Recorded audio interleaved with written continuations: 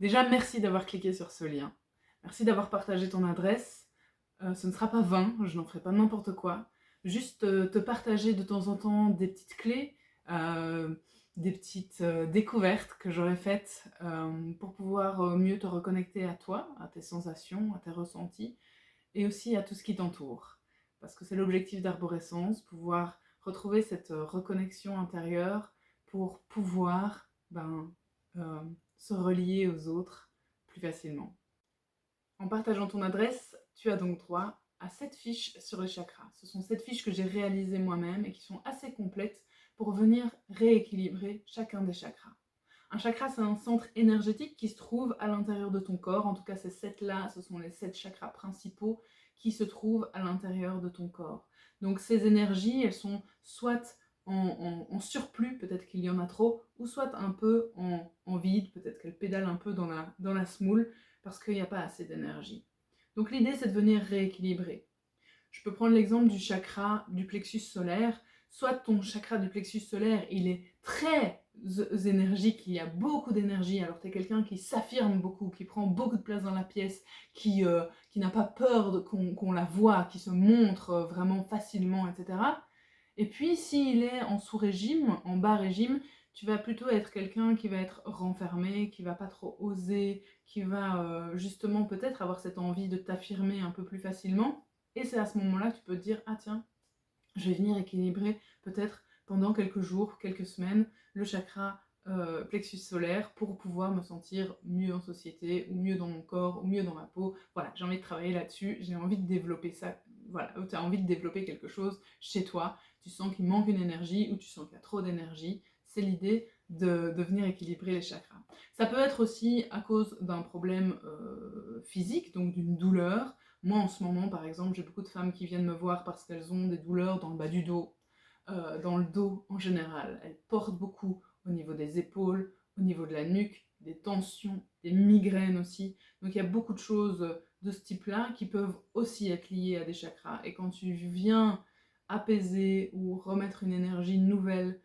dans certains centres énergétiques à l'intérieur, tu vas voir aussi qu'il y a certaines choses qui s'apaisent et certaines choses qui sont voilà, qui peuvent repartir de manière plus juste pour toi. Il peut y avoir donc des douleurs émotionnelles, des douleurs physiques, et en fonction de ça, tu vas venir choisir un chakra pour lequel tu as envie de dédier un petit peu de temps et un petit peu de ton énergie justement pour revenir ajuster tout ça. Tu as donc 7 chakras avec toi, cette fiche en tout cas, mais 7 chakras aussi. Et cette fiche, elle se présente toutes un petit peu de la même façon. La seule chose qui change, c'est la couleur, parce que c'est la couleur qui est associée au chakra. Et c'est justement la première chose que tu peux venir utiliser, c'est prendre cette couleur. Si par exemple, on en revient au chakra du plexus solaire, qui est jaune, comme le soleil, hein, comme on disait, s'affirmer, c'est un peu prendre la place centrale, oser prendre cette place centrale qui te revient sans écraser les autres, mais voilà. Ici, ça va être la couleur jaune, et peut-être que tu peux mettre un peu plus de jaune dans ta vie pour y penser, mais aussi parce que c'est une couleur qui va aider à s'affirmer. C'est vrai que s'habiller en jaune, c'est pas donné à tout le monde, et il y en a quelques-uns qui le font, et en fait, forcément, si tu t'habilles en jaune, on te remarque, quoi. Et donc du coup, voilà, c'est voir mettre un petit peu des touches de jaune peut-être dans sa vie, parce que ça ramène aussi cette joie, cette légèreté, et donc du coup ce feu intérieur qui peut t'aider à résoudre certains problèmes de manque de confiance parfois dans certaines situations. Donc sur ces fiches, tu vas retrouver à chaque fois ici une affirmation positive. Le plexus solaire par exemple, c'est « Je fais rayonner ma lumière intérieure ». Tu vas retrouver le nom à chaque fois sur chacune des fiches. C'est le nom du chakra en sanskrit, mais tu l'as aussi en français juste à côté. Tu as les thèmes principaux. Donc, le chakra du plexus solaire, c'est la confiance, l'énergie, l'affirmation de soi, la volonté, l'action. Et tu as des mantras. Les mantras qui peuvent être chantés, ça libère aussi ta gorge et ça permet aussi de faire vibrer quelque chose à l'intérieur de toi. Puis si tu n'as pas envie de les chanter ou si tu ne te sens pas de les chanter, tu peux aussi les écouter. Il y a plein de playlists sur Spotify où tu peux trouver ces mantras-là. Moi, c'est ce que je fais en séance, donc je fais des playlists vraiment spécifiques pour pouvoir accompagner les femmes à équilibrer le chakra justement qu'elles veulent équilibrer. Et donc c'est une playlist vraiment voilà, de 30-45 minutes euh, spécifique pour venir équilibrer ce chakra et venir faire vibrer quelque chose à l'intérieur qui, on ne sait pas comment, fait changer les choses. Il y a aussi des postures de yoga. Et à chaque fois sur chaque fiche, je te montre où se situe le chakra. Donc le chakra du plexus solaire, on a tendance à se dire que c'est au niveau de notre plexus solaire, mais en fait il est un peu plus bas, il est vraiment entre le nombril et le plexus, il est un peu plus haut que le nombril, donc il est plus à ce niveau-là. Donc c'est plus, aussi il y a des organes, des viscères qui sont reliés à chacun des chakras. Pour par exemple le plexus solaire, c'est l'estomac. C'est vraiment plus à ce niveau-là que ici. Ici, vous allez avoir le chakra du cœur. Et donc, pour venir équilibrer ce chakra, pour te faire du bien, parce que n'oublie pas que vraiment, le mot d'ordre, c'est se faire du bien. C'est amener du bon, du soulagement dans ton corps, pas du stress supplémentaire, pas des injonctions. Ah, il faut encore que je fasse ma posture de Manipura. Non, pas du tout. C'est des choses qui nous font du bien. Tu as des huiles essentielles qui peuvent t'accompagner. Et moi, je te conseille vraiment de commencer par ça. Il y a aussi les cantiques olfactifs, les fleurs de bac. Si tu n'en as pas chez toi, ne va pas en acheter. Ça coûte extrêmement cher les cantiques olfactifs. Donc vraiment, les huiles essentielles pour commencer, c'est très bien.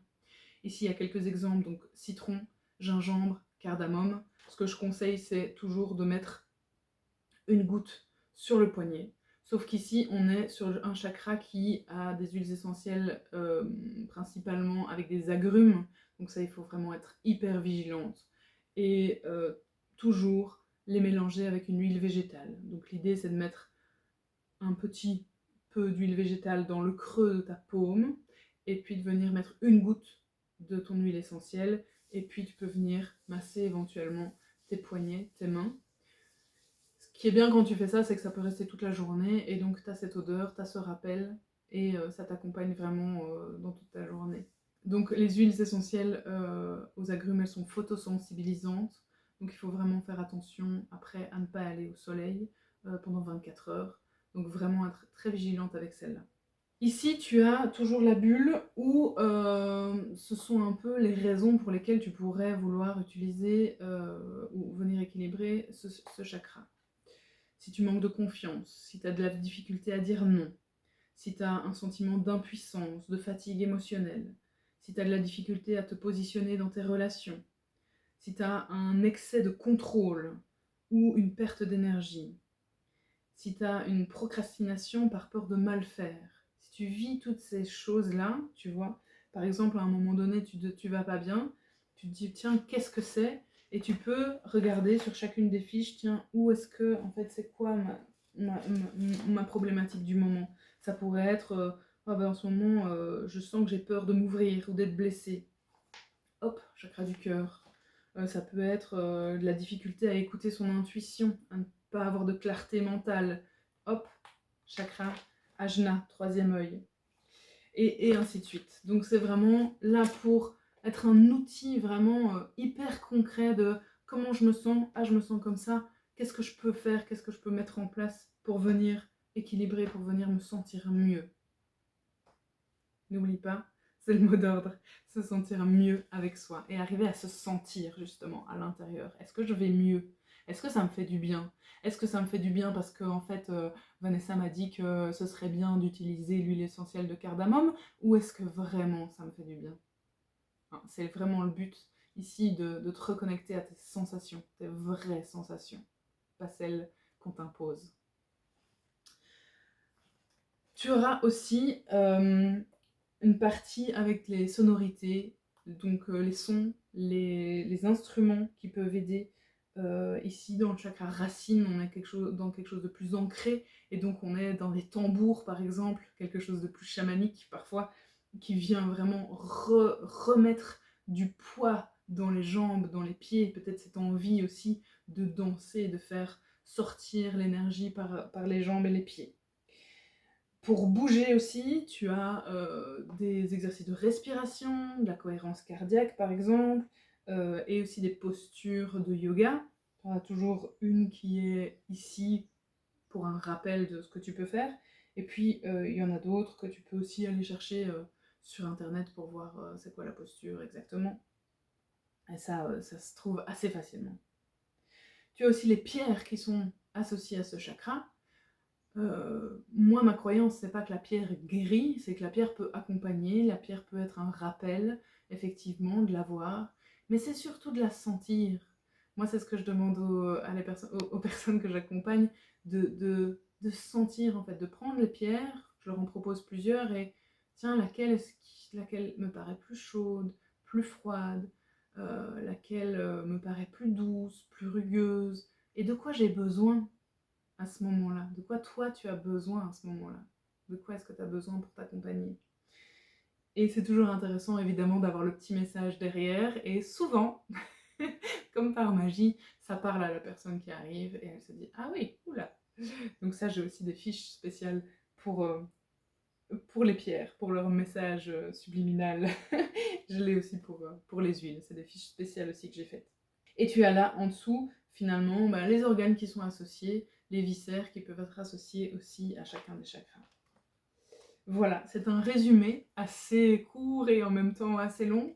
J'espère que, en tout cas, tu t'auras compris à quoi ça sert. C'est vraiment, vraiment pour que tu retrouves cette autonomie, cette possibilité de te faire du bien par toi-même, de te soigner par toi-même. On a tendance toujours à aller voir des thérapeutes et évidemment, moi je te dirais qu'il faut continuer puisque c'est ce que je propose aussi. Mais moi, ce que je veux, c'est que les femmes puissent retrouver cette autonomie intérieure, cette sécurité, savoir ce qui leur fait du bien, en repassant par cette intuition qu'on a tendance à avoir perdue pour bon nombre d'entre nous parce qu'on est dans la vie, parce qu'on est dans le tumulte, parce qu'on ne prend plus le temps de s'écouter, vraiment. Donc j'espère que là tu pourras t'écouter vraiment, même si c'est 5 secondes par jour, 10 secondes, un minimum, le petit pas vers toi qui fera toute la différence. À très bientôt.